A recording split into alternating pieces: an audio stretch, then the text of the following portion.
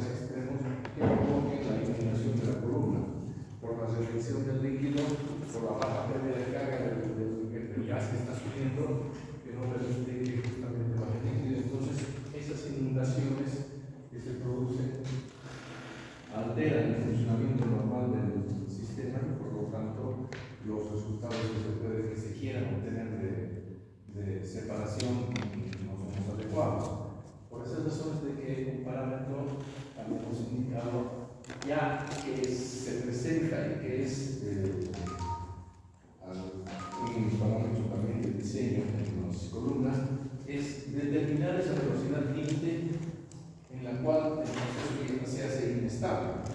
Y esa velocidad límite la habíamos llamado velocidad de inundación. Esta es una de las formas que se encuentra, esta es una gráfica denominada la gráfica de Robot, que nos permite encontrar justamente esa velocidad a la cual se produce este fenómeno. Y ya lo habíamos indicado.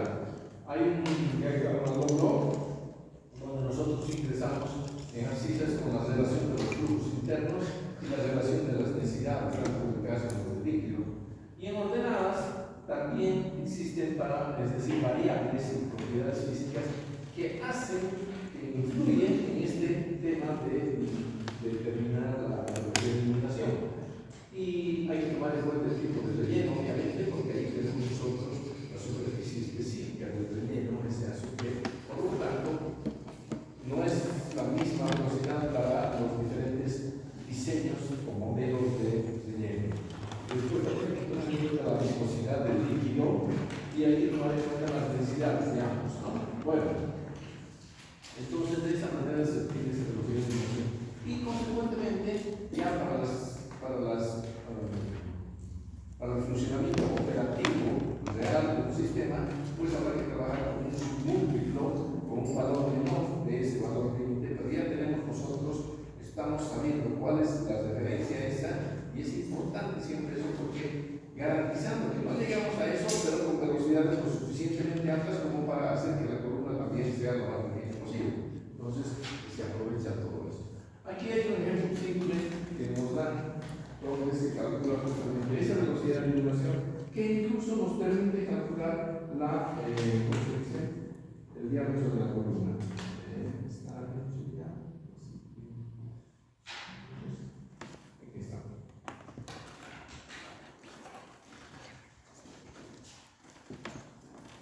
Bueno, la torre de absorción.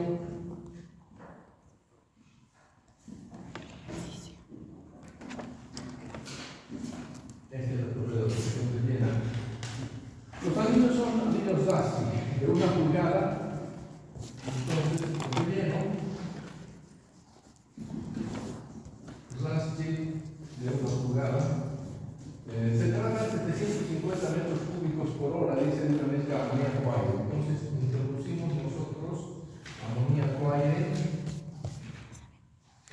y en un volumen de 750 metros cúbicos por hora. De composición,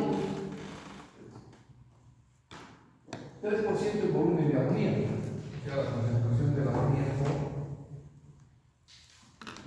va a ser el 3%, 0,03 en realidad, ¿no es cierto? El volumen de amoníaco. A 20 grados en la atmósfera, las condiciones ya sabemos que estas condiciones son las que nos permiten encontrar determinadas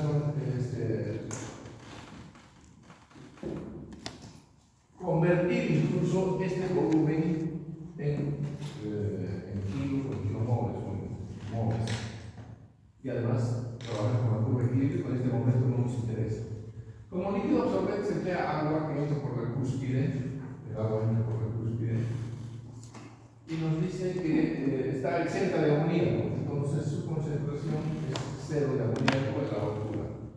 Calcular es el diámetro de la torre si la velocidad másica del gas, y aquí nos están hablando justamente, la velocidad másica del gas,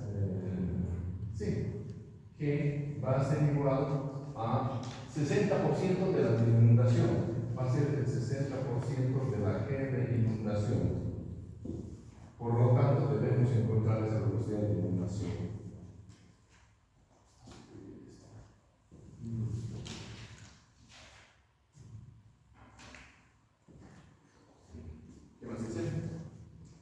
Y la relación entre el peso del gas y el líquido es la unidad. Nos están diciendo de que por aquí va a salir el líquido, ¿no es cierto? LN, dice.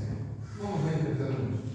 Pero nos están diciendo de que la velocidad del líquido, aquí está L y aquí está G, en términos genéricos lo pongamos G. Esta relación L sobre G, la relación de los pesos, cualquiera que sea, sean moles o sean kilos, es la unidad. Por lo tanto, ya me están diciendo de que estamos manejando la misma cantidad en las unidades que sean de líquido como de gas. ¿Sí? Entonces ya nos están dando parte de la información. Lo que hay que hacer es encontrar los términos que hacen a la abscisa. Ya tenemos esto, es 1, nos están dando como dato. Y tendremos que tener las densidades tanto del gas como del líquido. La densidad del líquido, como es agua, entonces la densidad del líquido es 1 kilo por metro cúbico, ¿no es cierto? Directamente. Pero habrá que calcular la velocidad, como es la densidad del gas. Pero para eso nos están dando, bueno, tenemos una mezcla, por lo tanto vamos a tener que trabajar con la mezcla y vamos a tener que trabajar con las fracciones y los pesos moleculares para encontrar un peso molecular medio. Con eso, con el peso molecular medio, vamos a poder encontrar después ya la densidad poniendo gases. Entonces, en este caso, la densidad del gas, el peso molecular, por cierto, la masa va a ser igual al peso molecular del amoníaco,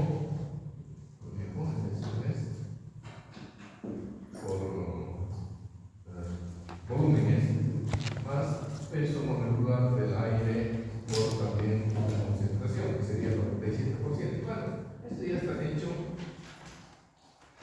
Esto nos da 1.192. La densidad del aire es casi aire, apenas tiene un 3%. Es 1.192 kilos por metro cúbico. Entonces ya tenemos la masa y entonces podemos nosotros trabajar con la densidad. Y para la densidad no es cierto que tenemos en este igual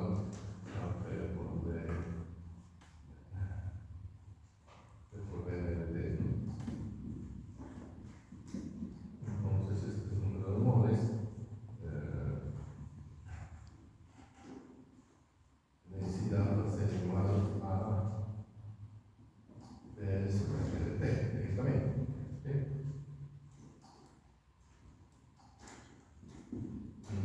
Y esto nos da, convertimos 150 y esto nos da, ya la tenemos. Entonces, vamos a hacer 1.192 y es la densidad. La densidad ya es 1.192, no es el peso molecular. Peso molecular no tengo, el peso es 64. No estoy escribiendo nada, no copié nada.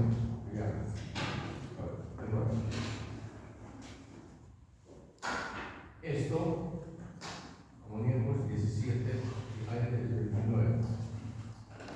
Esto es 003 y esto es 097. El peso molecular es 28,74. Ahora recién, nosotros podemos determinar la densidad, va a ser igual a la masa sobre el volumen y esto va a ser igual a el peso molecular por la presión dividido de T. Ahora sí.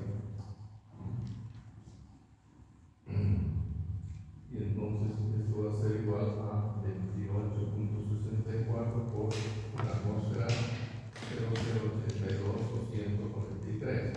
Esto nos da 1.192 kilos por metro cúbico. Ya está. Bueno, ya tenemos la densidad del gas y la densidad del líquido. Entonces, lo único que tenemos que hacer es sacar el valor y el valor N sobre G por densidad del gas o densidad del líquido a un medio va a ser igual a, y aquí lo tenemos, 0.0345. Esa relación que tiene.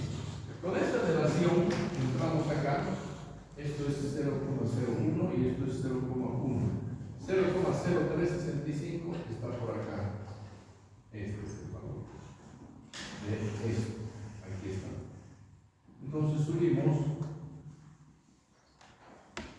y encontramos este valor, que todo esto nos va a dar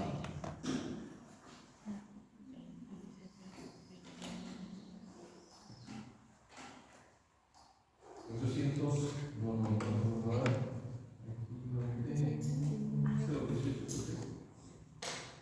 vamos, 0,18.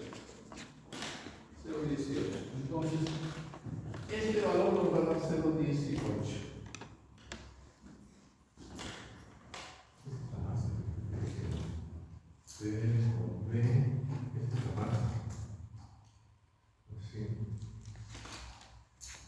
La masa está. No, ok, pero en realidad ya está todo. No, ok, no, 894. 894 kilos por hora. Y ahora recién después se saca la velocidad. Que es 1.192. Y de aquí se despega el G.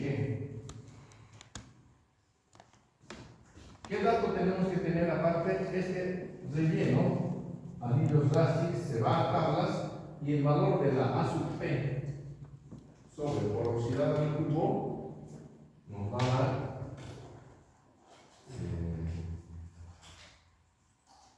el ejercicio creo que lo dice.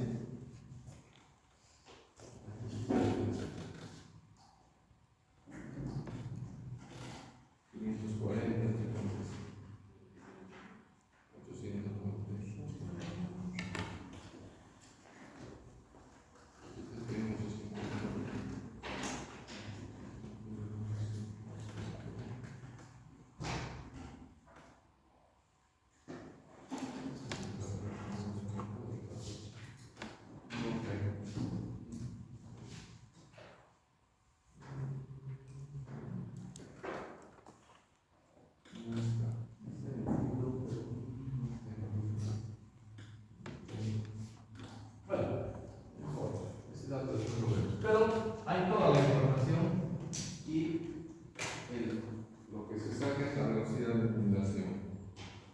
Esa G. La velocidad de inundación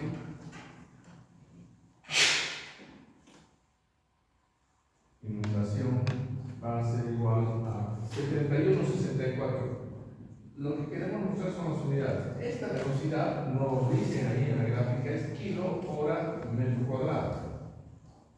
Por otra parte, nosotros en base a esta cantidad en volumen podemos obtener también en kilos por hora. Este G en kilos por hora. Y eso nos da los 894 que nosotros habíamos visto acá. Esta masa es el G.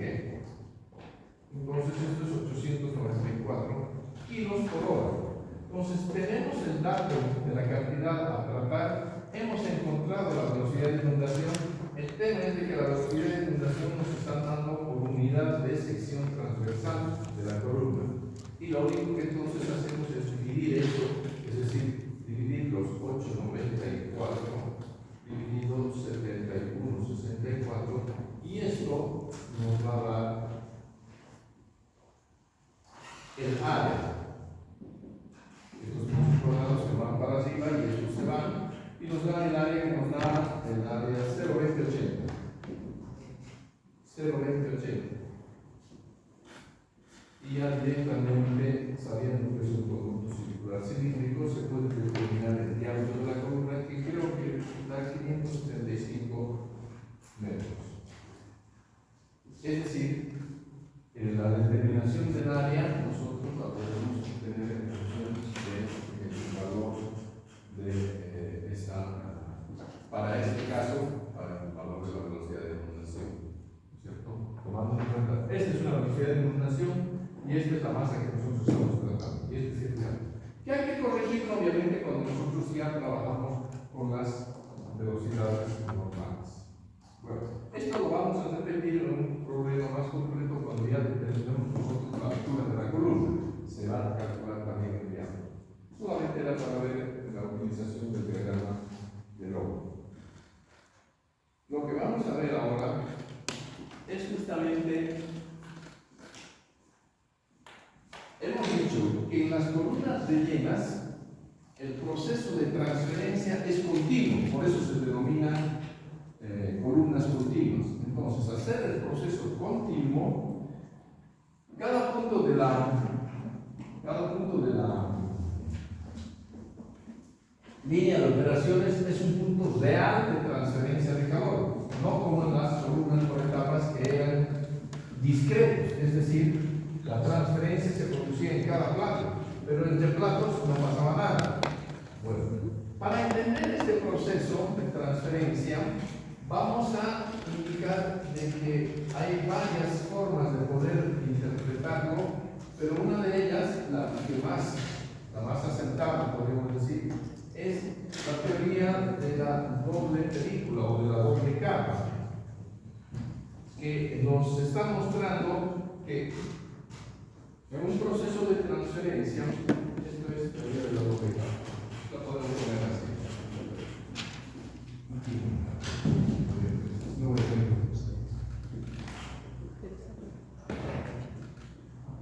Doble capa o película. El esquema es este, donde, si ustedes se fijan, aquí nosotros tenemos la fase gaseosa y la fase líquida, y esta línea gruesa es la interfase. Esto se va a producir en las paredes de todo el relleno, porque las paredes del relleno van a estar mojadas por el líquido y también va a encontrarse el gas en esas paredes. Y es ahí, en esa interfase, donde se ponen en contacto que van a producirse la transferencia. ¿Qué nos dice esta teoría de la doble capa o doble película? Nos dice para que haya la transferencia del soluto desde la fase gaseosa, soluto inerte,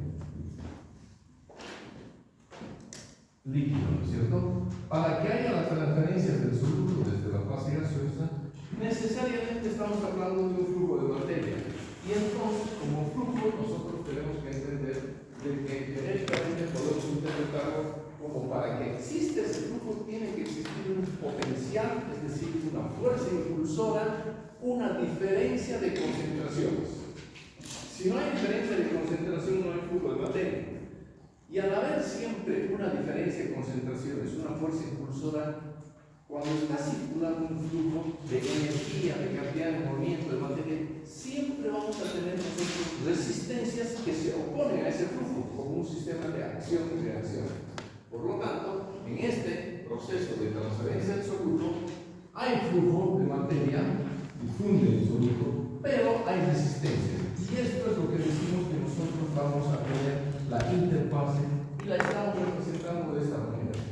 Este punto que nosotros estamos manejando es un punto cualquiera de la columna. Supongamos que la columna es esta y el relleno es este.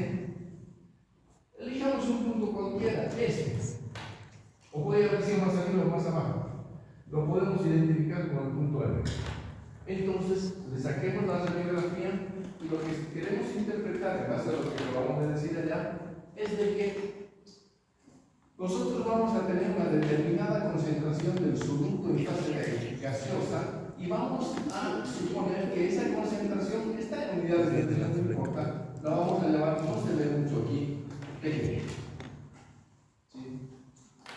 Y también, en ese punto, la concentración del soluto en la fase líquida está ahí en íntimo contacto, en el seno de esa fase líquida va a ser CL. Eso.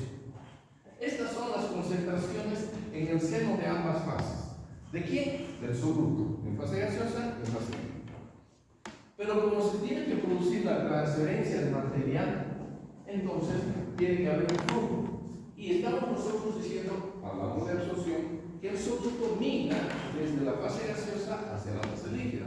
Por esas razones de que esta concentración, que es la más alta cuando está ingresando, y N+1, o si quieres ponerle P también, PG, esta concentración, en la que va a ir disminuyendo porque se está transfiriendo hacia el líquido. Por lo tanto, va a haber un gradiente de concentración, decimos, porque flujo es fuerza impulsora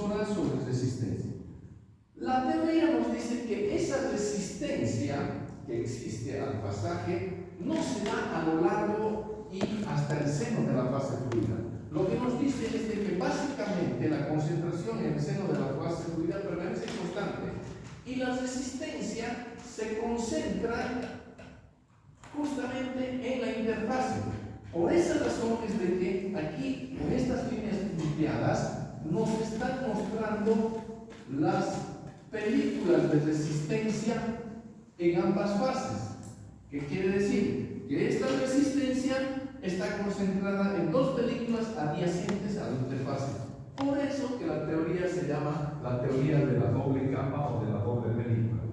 En otras palabras, la resistencia al flujo está al lado, a ambos lados de la interfase.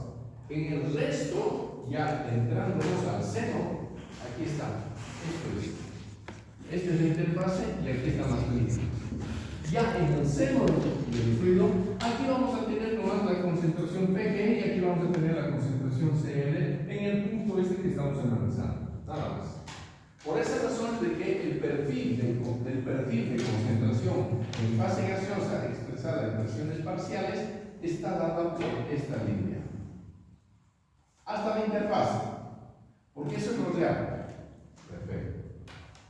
Y de igual manera, nosotros vamos a tener el gradiente que varía a ser. Entonces, aquí ya vamos a definir ahora que la concentración en interfase del soluto en fase gaseosa, pero en unidades, en interfase, pero en unidades de fase gaseosa, que sea PI. Y en este caso, que sea en unidades de concentración, que sea CI. O sea, en la interfase vamos a tener concentraciones distintas que en los senos de las fases.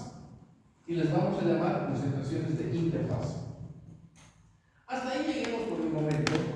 Y entonces ahora vamos a definir un concepto que difiere de lo que es lo que hemos manejado como kilo hora metro cuadrado, como velocidades, como flujos por unidad de sección transversal de la columna. Eso lo dijimos cuando estábamos hablando de G. ¿No es cierto? Pero ahora nosotros vamos a definir un concepto que se llama el NA, que lo vamos a definir como la cantidad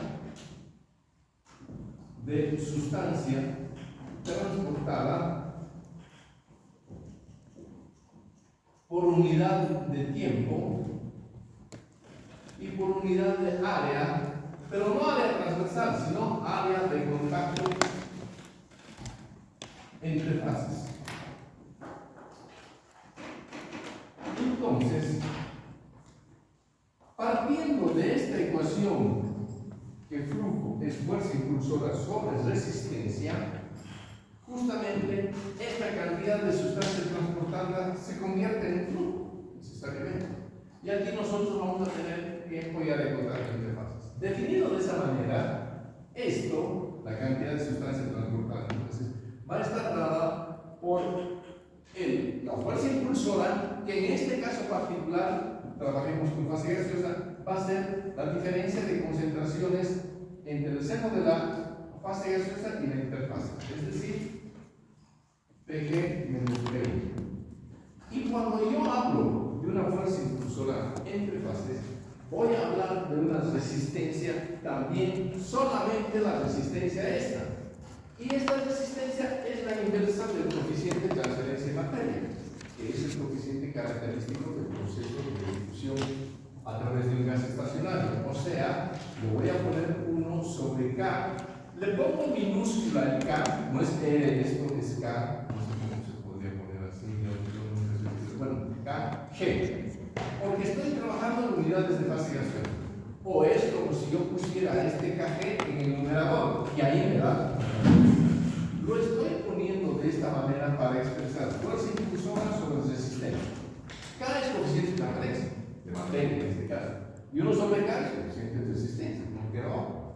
Entonces, esta sería la expresión de cantidad de sustancia transportada por unidad de tiempo de área de contacto entre fases, pero desde la fase gaseosa a la interfase. De igual manera podemos expresarla en unidades de fase líquida, y entonces diremos de que en este caso el NA va a ser igual a CI menos CL, que sería la fuerza impulsora desde aquí hasta aquí, que después se hace constante, y la resistencia la tengo que expresar en unidades minúsculas, pero no, en unidades de fase líquida. Estas dos son las dos expresiones que nosotros podemos trabajarlas. Ay, no debería haber expresado ahí.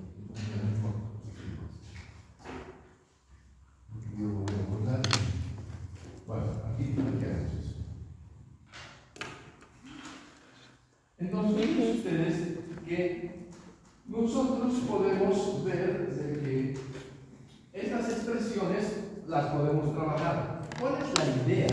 La idea es relacionar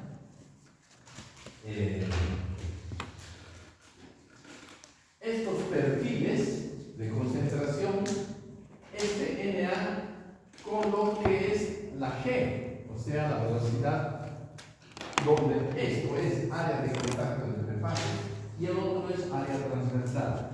Porque al final de cuentas lo que queremos determinar es la altura del relleno, el Z, la altura del relleno. Entonces, trabajemos un poquito esto y nos podemos quedar con esta expresión: PG menos PI va a ser igual a NA por 1 sobre KG. Y lo mismo acá, CI menos CN es igual a NA por 1 sobre KG. Fíjense ustedes que estas expresiones yo no las voy a poder trabajar juntas porque para empezar tenemos concentraciones distintas. Aquí son concentraciones expresadas en unidades de fase gaseosa, concentraciones expresadas en unidades de fase líquida. Por otra parte, cada uno de estos coeficientes está expresados en diferentes unidades. Si esto es cantidad de sustancias transportadas por unidad de tiempo y área de contacto entre fases, el K, en general, el K, ya sea el G o ya sea el L, va a estar dada por justamente mol hora metro cuadrado y fracción, ¿cómo se dice? Gradiente de concentración.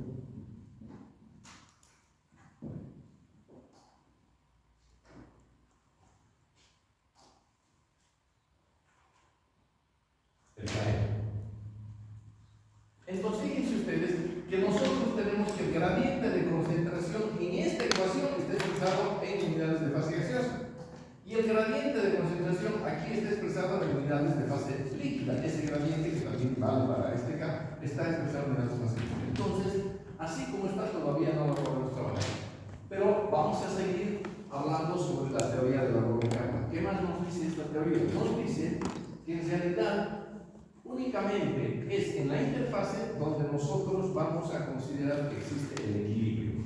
¿Sí? Hablando siempre en forma ideal. Es en la interfase donde nosotros vamos a hablar, porque habíamos dicho que el gradiente de concentración se da porque hay una diferencia de concentraciones y la máxima diferencia es hasta llegar al equilibrio, que eso lo hemos dicho desde la simplificación.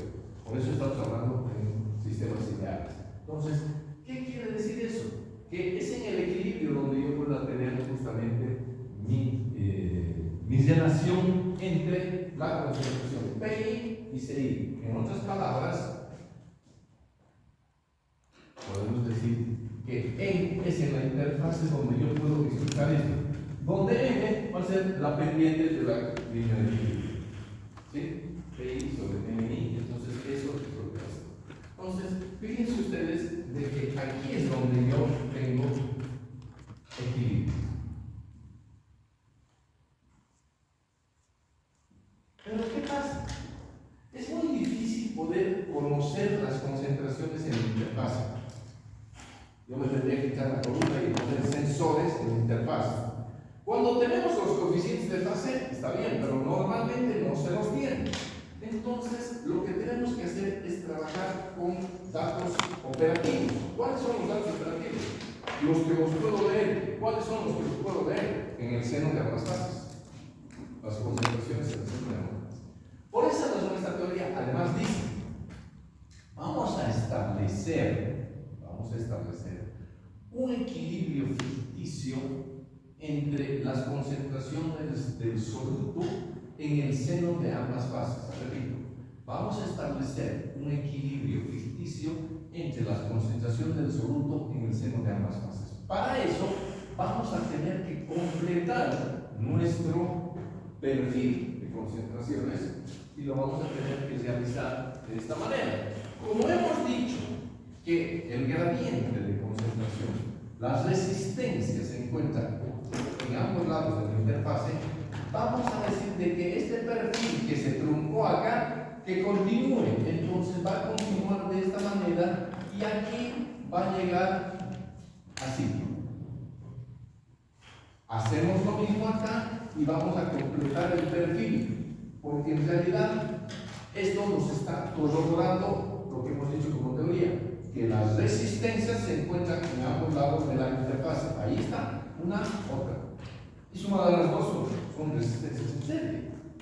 Muy bien, entonces a esto, ¿cómo yo defino una concentración en unidades de fase gaseosa, pero en el seno de la fase líquida? Esto es líquido y esto es gas, ya habíamos visto, más arriba. Bueno, entonces aquí vamos a decir de que vamos a expresar la concentración del soluto en unidades de fase gaseosa, pero en el seno de la fase líquida. ¿Sí? Y como es, bueno, por el momento así. Y vamos a decir, además, de que esta concentración del soluto en unidades de fase gaseosa en el seno de la fase líquida va a estar en equilibrio con esta concentración. Ficticio. En la teoría la que nos está conduciendo a este artificio que estamos haciendo. Y de igual manera al otro lado, vamos a expresar, como aquí no sabemos qué concentraciones, vamos a expresar aquí la concentración del soluto en unidades de fase, en el seno de la fase gaseosa, pero en unidades de fase líquida, en el seno de la fase gaseosa, y esto que estoy incorporando, vamos a decir que tiene un equilibrio ficticio con la concentración del soluto en el seno de la fase gaseosa. El equilibrio real estamos diciendo que está dado por esta ecuación, pero con lo que acabamos de introducir y ya completando nuestros perfiles, ¿para qué hemos hecho esto? Porque estas concentraciones son más fáciles de determinar y por lo tanto yo puedo trabajar con fuerzas impulsoras totales, y si trabajo con fuerzas impulsoras totales no necesito de estos datos que son en muy pocos casos conocidos. Vamos a ver que hagamos una experimentación previa a nivel de laboratorio y decir, bueno, saquemos los datos de las casas.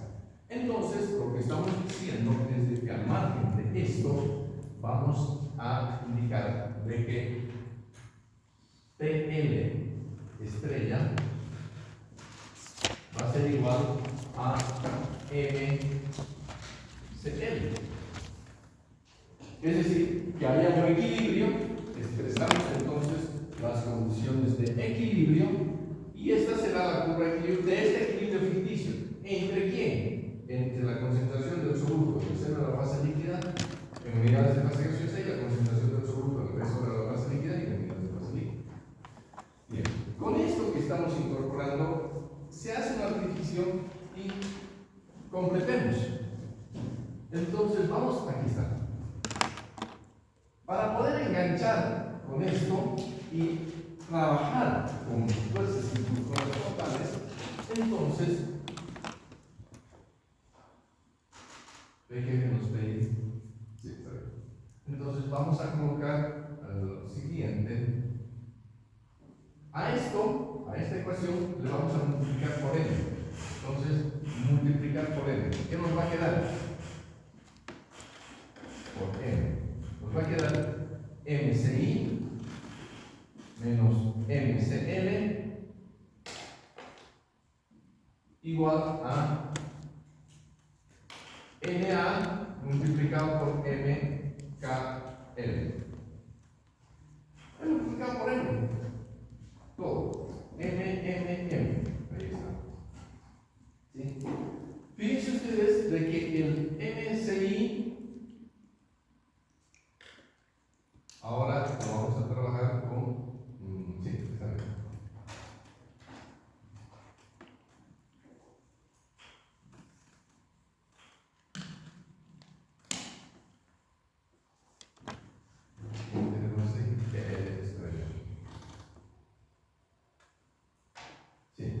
este MSI es PI. Menos. Y este MCL es P estrella. Igual a NA MKL. Ahora, agarro esta ecuación con esta y la sumo. ¿Qué me va a quedar? Esto menos esto, más esto, menos esto. Si ustedes se fijan sumando, me va a quedar de que este PI se va a ir con este PI. Me va a quedar PG menos PI. Bueno, ya está bien. PG menos PL estrella es igual, y sumo miembro a miembro de este otro lado. NA, que va a multiplicar a 1 sobre KG más M sobre KL. Ahí está. ¿Sí? He sumado miembro a miembro esta ecuación con esta de acá. Y nos queda eso. Despejando la cantidad de sustancia transportada, vamos a ver que nos va a quedar PG menos PL estrella dividido 1 sobre KG minúscula más M sobre KL estrella, minúscula también. Ahí está. ¿Qué hemos hecho? Esta cantidad de sustancia transportada por unidad de tiempo y área de contacto entre fases está expresada con fuerza impulsora de fase en unidades de fase gaseosa, en unidades de fase líquida. Y hemos incorporado, a partir de ahí, hemos encontrado una expresión del mismo NA. Todos estos NA son iguales, pero está expresada como fuerza impulsora total, desde el seno de la fase gaseosa hasta el seno de la fase líquida, porque yo voy a conocer estos datos y obviamente tengo que tomar en cuenta las dos resistencias, y como se puede ver, aquí están tomadas en cuenta las dos resistencias. Ese análisis lo hemos hecho con esta expresión, es decir, hemos encontrado este PL, este equilibrio ficticio que hemos establecido, y le hemos multiplicado acá. Se hace lo mismo con la fase líquida, es decir, también encontremos ahora un equilibrio ficticio entre esto y esto. Y el equilibrio que nosotros podemos establecer va a ser igual a que CG estrella va a ser igual a PG, pero ahora sobre N. Así lo vamos a expresar. Entonces, si hacemos esto, este es el otro equilibrio ficticio. Este es el uno y este es el otro. Esto es para expresar unidades de fase gaseosa en el seno de la fase líquida, y esto es unidades de fase líquida en el seno de la fase gaseosa. Y hacemos lo mismo. Antes habíamos multiplicado por M esta ecuación en función de lo que hemos determinado acá. Ahora, para la primera ecuación lo dividamos entre M. ¿Sí? ¿Y qué vamos a tener? Vamos a tener PG sobre M, acá, la primera, menos PI sobre M, va a ser igual a NA por 1 sobre KG. M. Ahí está. A esta ecuación primera la hemos dividido en dos. Ahora reemplacemos lo mismo que hemos hecho acá. M, PG sobre M, aquí está. Es CG estrella. Y PI sobre M es CI. Entonces menos CI. Y esto va a ser igual a NA1 sobre MKG. Ahora trabajemos con esta ecuación y con esta ecuación. Y entre estas dos agarramos y las sumamos, miembro a miembro. ¿Y qué nos va a quedar? Nos va a quedar CG estrella. Este se va a ir con este, menos CN va a ser igual a NA. Como estamos sumando miembro a miembro, nos va a quedar esto y esto, es decir, 1 sobre MKG más 1 sobre KL. Y si nosotros despejamos NA, nos va a quedar CG estrella menos CL dividido 1 sobre MKG más 1 sobre KL. Y esta es la otra ecuación que nosotros podemos tener para poder expresar la cantidad de sustancia transportada esta en unidades de fase líquida, pero con fuerza impulsora total. O sea, desde acá hasta acá. Y en el otro caso era desde acá hasta acá. Y estas dos iniciales serán con esta masa. Fuerza impulsora de fase. Cualquiera se puede utilizar. El tema es en función de los datos que tengamos. Normalmente es preferible trabajar con eso, porque vamos a trabajar con coeficientes totales. Entonces, fíjense ustedes, si a esto con minúsculas hemos expresado los coeficientes de transferencia en fase gaseosa y fase líquida, este cociente lo vamos a expresar de la siguiente manera. Esta sumatoria de estas dos resistencias nos van a dar la resistencia total. ¿Qué quiere decir? Que como está expresado en unidades de fase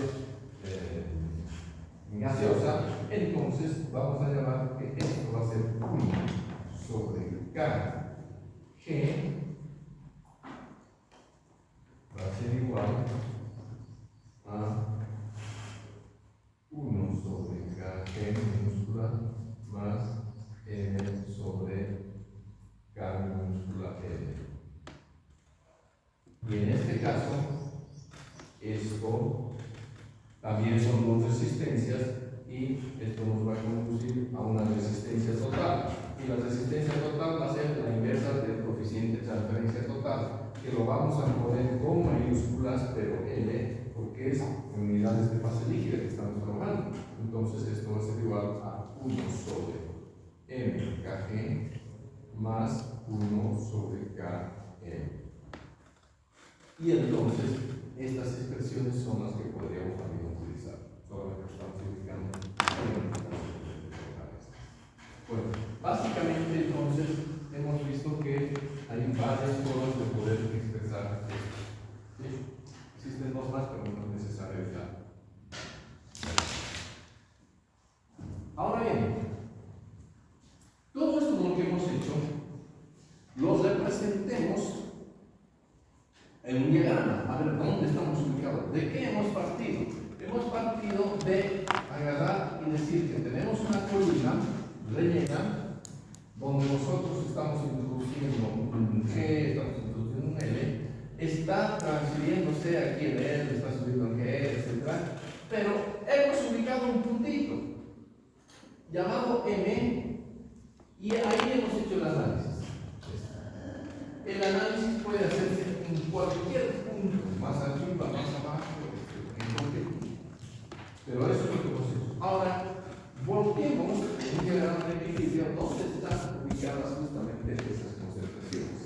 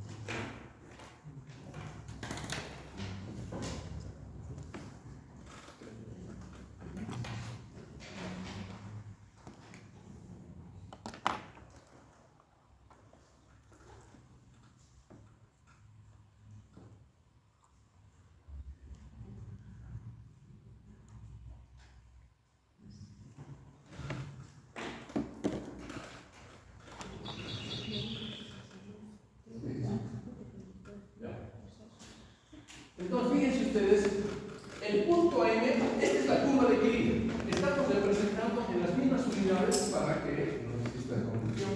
Aquí estamos representando la concentración del soluto en fase líquida en unidades de concentración. ¿Qué kilos de soluto por kilos de solución o por kilos del otro componente. Pues debe ser, es una relación. Pero en unidades de concentración. Y aquí en unidades de presión parcial. Más adelante vamos a trabajar con XI, con lo que sabemos. Y aquí ya no hay necesidad de trabajar con las inertes, porque no necesitamos que la curva de equilibrio sea B, porque hay que integrar a lo largo de todo el relleno. Entonces, eso lo podemos pasar. Entonces, esto es C. Ahí está. El punto, esta es la curva de equilibrio. Ahí está. P estrella en función de C. Esta es la curva de equilibrio del sistema. Vamos a usar. Y aquí está el punto M. Ese M que hemos dicho que es este. Entonces, a partir de ahí, este punto M, ¿cómo está identificado? Es en un determinado nivel yo he identificado un punto donde existe un contacto íntimo entre fases. Pero, de acuerdo a la teoría de la doble capa, claro, ya no está aquí, esto es así. De acuerdo a esta teoría, este punto está identificado por la concentración del soluto en el seno de la fase gaseosa, es decir, pH. Aquí está, listo. Y estará identificado por la concentración del soluto en el seno de la fase líquida. Estos son totalmente medibles, por eso es que pueden ser identificados. Entonces, a partir de aquí, yo bajo, yo tengo el CL.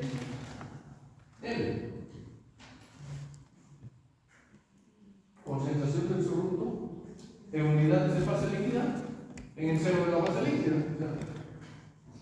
Totalmente medible. Ahí está. Está identificado. Ahora, completemos nosotros las concentraciones que hemos identificado en el desarrollo de esta teoría. Estamos diciendo que hay un equilibrio ficticio entre una concentración del soluto en el seno de la fase líquida, pero expresado en unidades de fase gaseosa, con la concentración del soluto en ese seno de la fase líquida. Y eso es lo que hemos dicho. Y además hemos dicho que aquí va a haber un equilibrio. Por lo tanto, PL estrella con CL, lo estamos viendo aquí, están en equilibrio. Entre paréntesis, ficticio, no es tan equilibrio. Pero bueno, ¿y cómo identificamos entonces? Si yo tengo aquí CL, para encontrar el PL estrella, me subo con el valor de CL hasta el equilibrio, pues. Ahí está la curva de equilibrio. Y entonces aquí encuentro ese famoso PL estrella. Este. Hasta el equilibrio. Entonces el PL estrella. ¿Por qué? Porque es un punto de la curva de equilibrio. Entonces, fíjense ustedes que hemos encontrado esto. Y para encontrar esto, hacemos lo mismo, pero al revés. Es decir, que con el valor del PG, creo que lo hemos puesto acá, aquí está, con el valor del PG, yo voy a irme con este valor del PG, como está en equilibrio, yo voy a irme hasta el equilibrio, y cuando llegue al equilibrio, este va a ser el valor de la concentración CG estrella.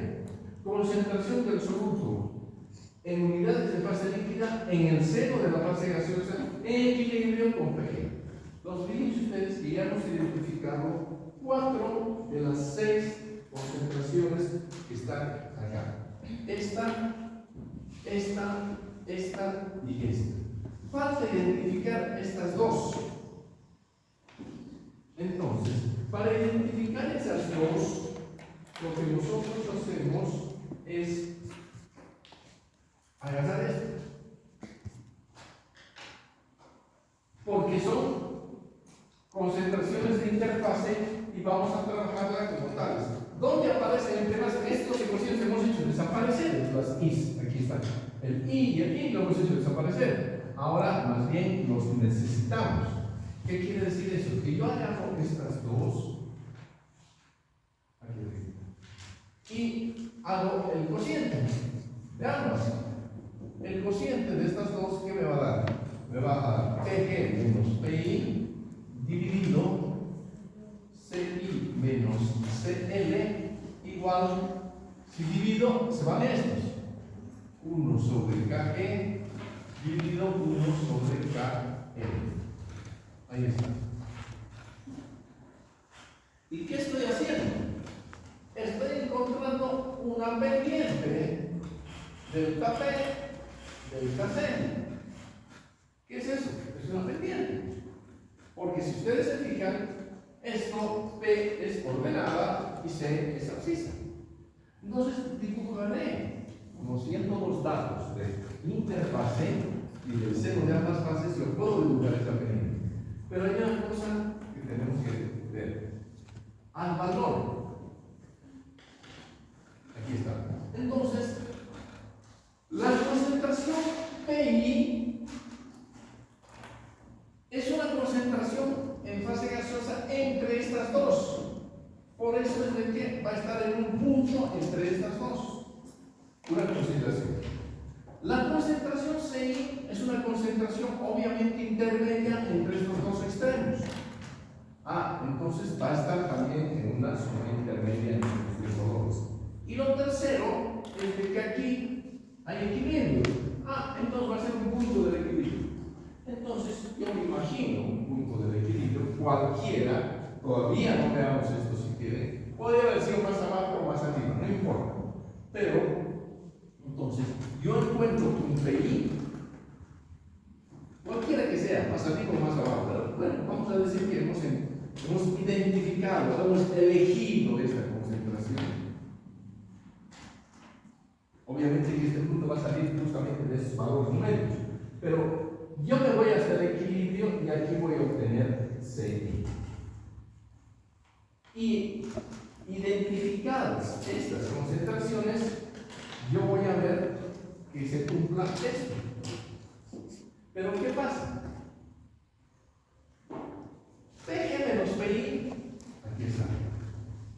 PG menos PI, lo puedo conocer. Y abajo está CI menos CL. Aquí está CI menos CL. Pero hay un concepto de pendiente. La pendiente es delta P sobre delta C. En otras palabras, es la P, lo pongamos,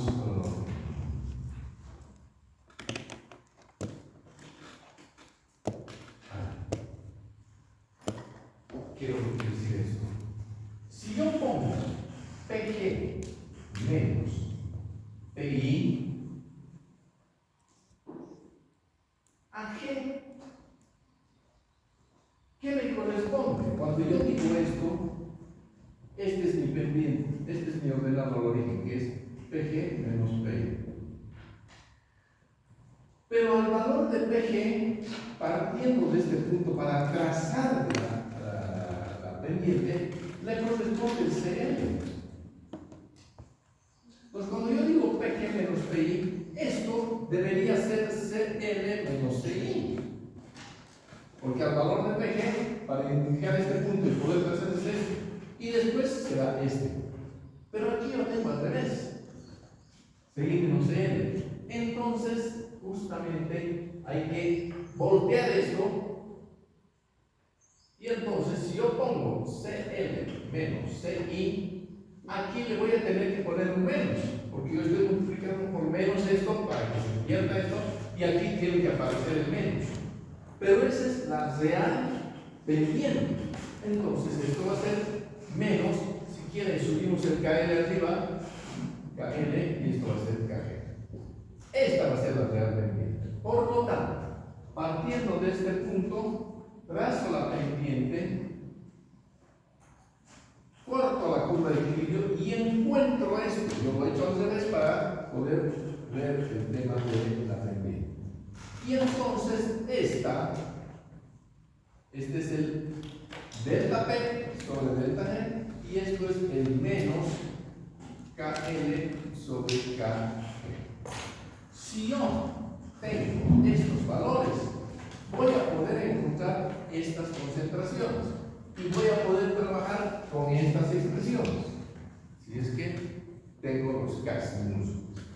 Si no los tengo, pues voy a tener que trabajar con estas otras dos expresiones y trabajar concentraciones de acá, porque no voy a poder conocer las concentraciones de interfaz. Esa básicamente es la explicación que se da para identificar a través de la teoría de la doble capa cuáles son las concentraciones que están en juego en base al hecho de que solamente en la interfaz hay un equilibrio real y en los senos de las bases existen equilibrios ficticios, porque esa es la teoría. Y de esta manera nosotros podremos determinar más adelante la altura del relleno, porque va a depender justamente de este análisis que nosotros estamos haciendo. ¿Sí? Entonces, estas serían las consideraciones.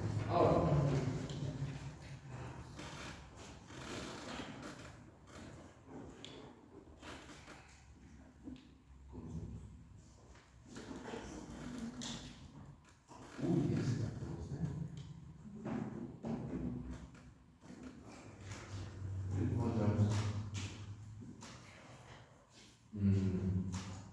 las resistencias controladas.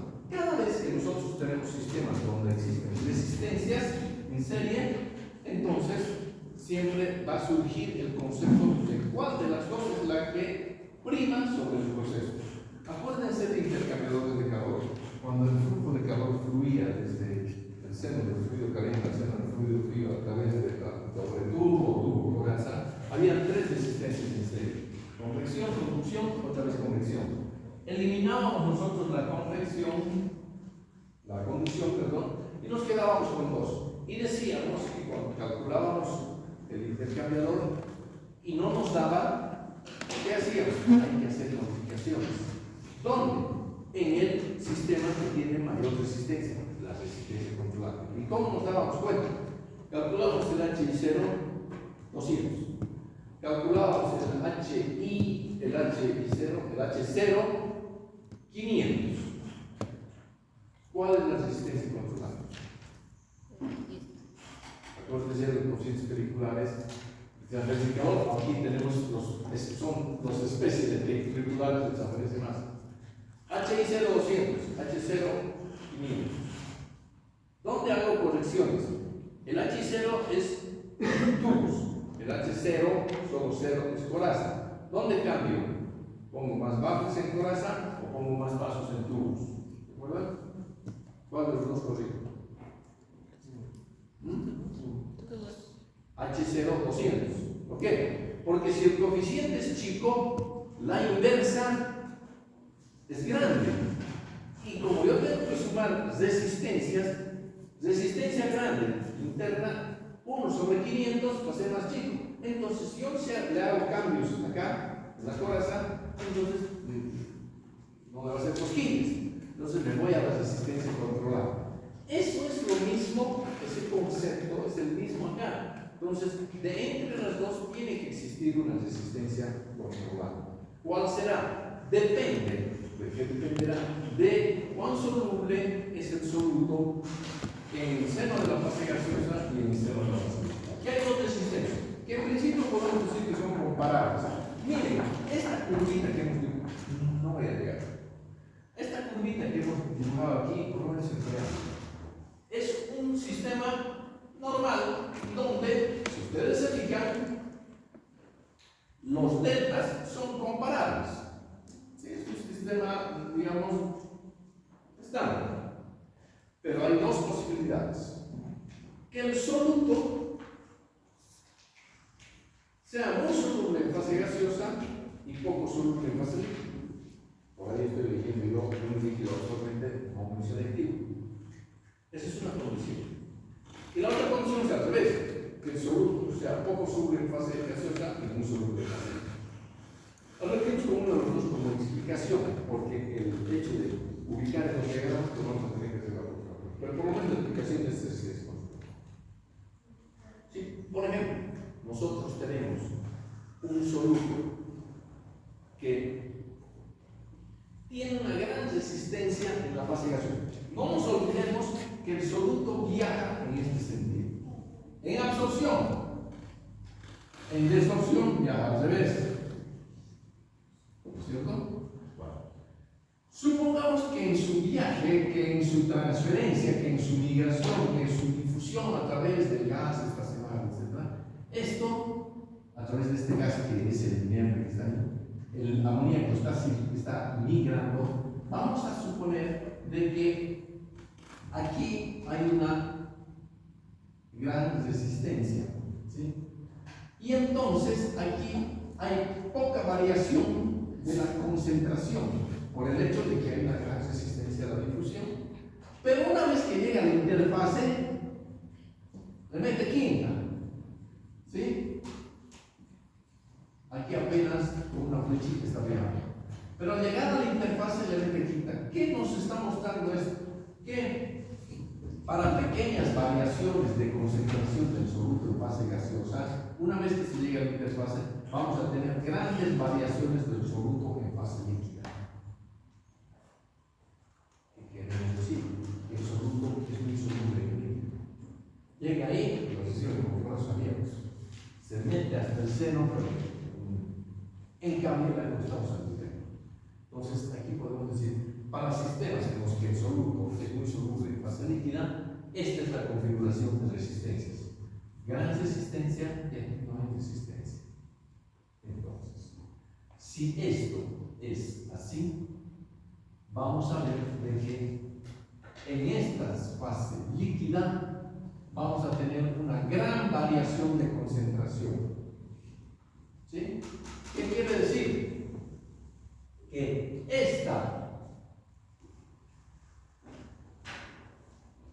esta concentración va a ser prácticamente similar a esta y esta va a ser muy grande. Aquí vamos a ver y esto se va a desplazar hacia este lado. Al revés, si nosotros vemos de que el soluto se transfiere rápidamente hasta la interfase, pero aquí encuentra una gran resistencia, entonces vamos a ver de que la mayor resistencia va a estar en la película líquida y no en la gaseosa. Y por lo tanto, vamos a ver de que en vez de que esto se vaya para arriba, vamos a ver de que la curva, es decir, la curva se va a ir para allá, o la otra condición es que la curva se va a ir para acá. Son las dos condiciones extremas. Normalmente ocurre aquello y vamos a ver entonces cuál de las dos resistencias prima para poder eliminar una y trabajar con una sola.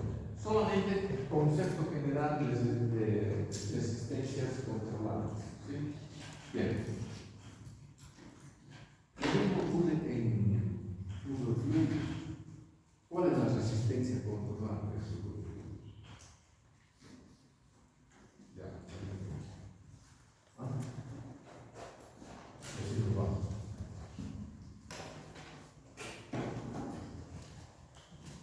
Dígame, esto va a tener que dar un recuperatorio de fluido.